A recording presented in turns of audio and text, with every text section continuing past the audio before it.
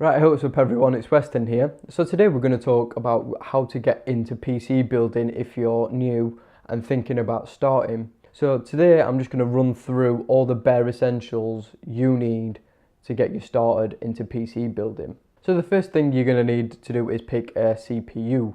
Now they come in two flavors. You can get AMD or Intel. Both have their plus and minus points, and depending on your budget and what you actually want from that, then that will sway your decision. Intel are better for sort of your graphical intense work, and they're good for gaming as well. AMD are just an all-round solid ones. They come in at cheaper prices, decent performance, so depending on what you need, but there is two different types. So there's also lots of different variations. There's different clock speeds, there's different sort of cores. So you can get a dual core, 4 core, 6 core, 8 core, 12 core as well. But anyway, so there's a lot of different ones of those. So the next thing you're going to need is a motherboard. Now this is where your CPU lives. So depending on which CPU you get, whether it be AMD or Intel, you're going to need something to put the CPU into. So motherboards, again, you're going to be sort of stuck. Now what I mean by that is if you pick AMD or Intel, you're going to be locked into that. So for an Intel one, you're going to need an Intel compatible board. For AMD, you're going to need an AMD compatible board. Now again, motherboards come in a lot of different variations and a lot of different sizes and sort of specifications and stuff, and a lot of different costs. So there's different sizes like micro, ITX, mini, ATX, ATX.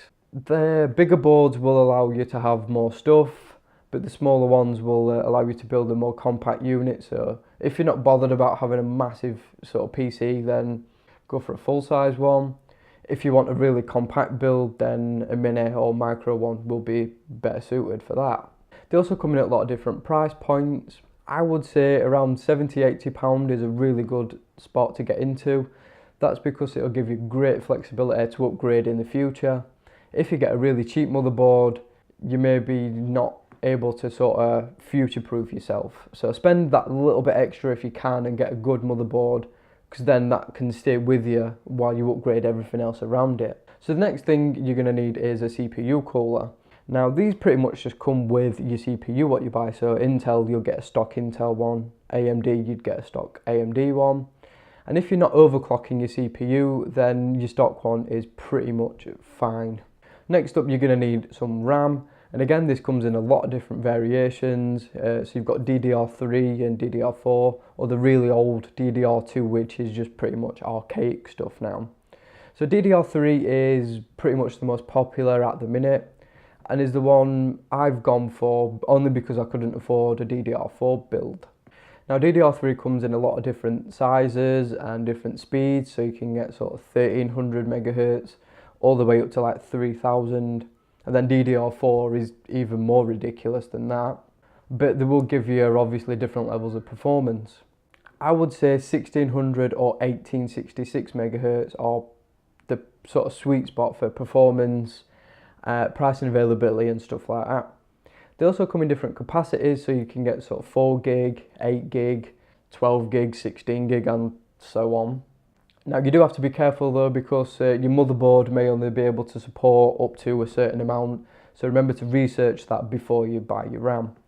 Now I would say 8 gig is sort of the sweet spot for RAM. It's what I've got in my PC behind me, and it's good for multitasking, it's good for gaming, and it's just sort of the sweet spot. Obviously more RAM would be better, but only in certain scenarios. So if you're a video editor, then you're going to need sort of more RAM because it can process better and stuff like that. So next up, you're going to need a hard drive. So this is used basically to store your operating system, your music, games, etc, etc. Like with RAM, these come in different capacities, so depending on how heavy your user are, you're going to buy one depending on that. So 500 gig, a terabyte, 2 terabyte, 4 terabyte, 6. So they come in a lot of different variations, obviously at different costs. So think about what you're going to put on your hard drive and think about how much you want to spend, and then that'll sort of help you decide which capacity you need. So next up, you're going to need a DVD drive. So this is to install your operating system. Now DVD drives, you just pretty much want a basic one, just a cheap Samsung one or something like that will be sufficient. So next up, obviously you're going to need something to power all of this, and you're going to need a power supply. I would say around 600 watts is perfectly adequate to get you started out, and it will give you a bit of breathing room to upgrade in the future. You can obviously get bigger power supplies if you need to, but 600 watt is a really good place to start. Operating systems, there's quite a few different choices. You've got Linux or Linux, depending on how you pronounce it, is a sort of a free one. It's not as feature packed as Windows, but like I said, it's free. Windows is the one I've used since I've started using PCs, and I've always been a Windows user. Or there's Apple's OS as well. So anyway, but I would say Windows is better for a PC build like this, whereas Apple's software is better for Apple's own stuff. You can build stuff like Hackintoshes, but for a beginner, I would say try and avoid doing that if you can. So now you've got all your essentials, you're going to need something to put it in, so you need a PC case. Now behind me I've got the NZXT S340, which is a great mid-tier case. Cases come in a lot of different variations. You've got sort of your full-size cases, your mid cases, which is what I've got here, and then you've got your small form factor ones as well. So depending on how much room you've got and your budget and stuff, and your motherboard, that will sway which case you do end up buying. And like I said, there is a lot of different variation, a lot of different styles, a lot of different manufacturers. So shop around, make sure the case is compatible with the motherboard that you've chosen, because if it's not, you're going to have some serious issues. So make sure you research that carefully before purchasing. So next up, now you've got all your PC stuff, you're going to need to put it together. And I would advise to look on YouTube, and there is loads of different videos on how to put PCs together. So next up, you're going to need something to view, obviously, your PC. So you're going to need a monitor. Now there is a lot of different types of monitors. I would say get one at 60 Hz if you can. 1080p or higher would be better, but I would say 1080p is perfectly fine for the minute, as 2K and 4K aren't really that affordable yet. 1080p is a really good quality. Gaming looks great on 1080p as well. So next up, you're going to need something to control it. So you're going to need a mouse and keyboard. Now you can get loads of different ones of these different styles. You can get gaming, wireless, wired, all sorts of different stuff. So that would sort of be down to your preference or what you like and how much you're willing to spend on that. So now you've got all your bare essentials. You're going to need something to listen to music. So you can either use a pair of headphones. I just use the Audio-Technica M20X, or you can get some PC speakers. They come in a lot of different variations as well. So you've got 2.0, 2.1, 5.1, 7.1. So depending on your setup and your space, that will sort of sway your decision to which you end up going with. I think 2.0 or 2.1 are fine for stuff like gaming, but if you want a really immersive experience, then 5.1 or 7.1 would be better.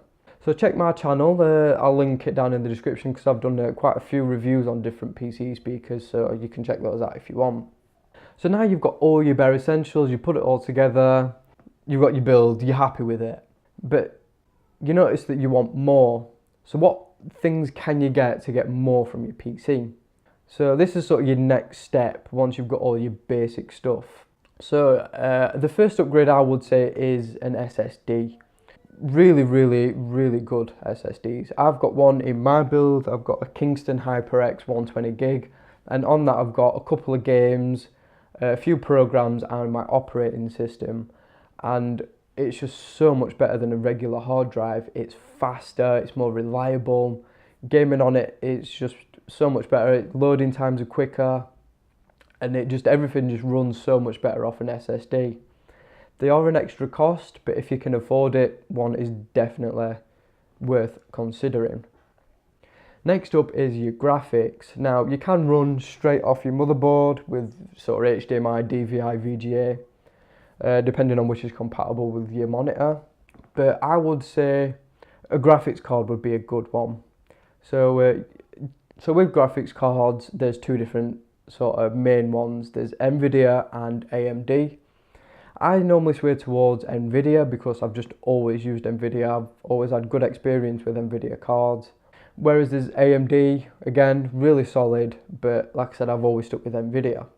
So again, there's loads of different types, loads of different prices, loads of different performance. So depending on what you want from your PC, do you want to max out games? Do you want really good rendering on your video editing and stuff like that? Then I would get a slightly higher end card, something like a GTX 970 or something like that. Really good if you can afford one.